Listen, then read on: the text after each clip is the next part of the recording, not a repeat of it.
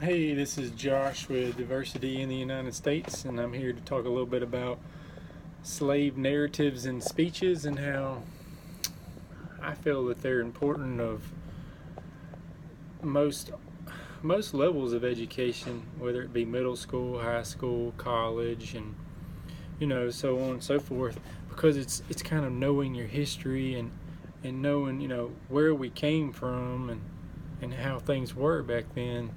For example, you had Harriet Jacobs, who was a female slave, who I felt was treated as more of a thing than a person, and she was spoken to very inhumane, and corrupt things were told to her by her master.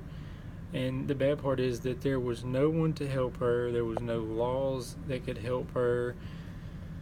And you had Frederick Douglass, who was an abolitionist, a orator, a writer, and also a slave who escaped slavery.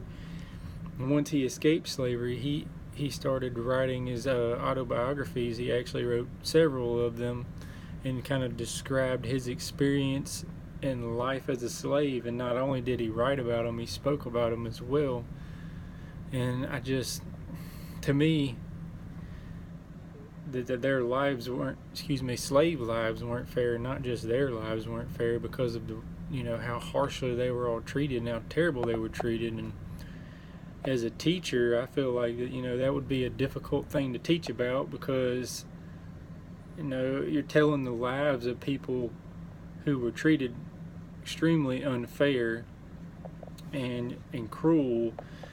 I mean, like when Douglass, he was a big speaker, and for him, I'm sure it was difficult to stand up there and tell about his life as a slave and his experiences.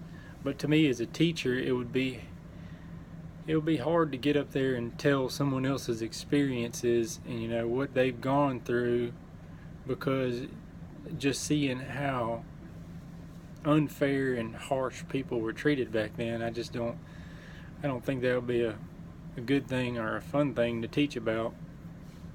Thanks.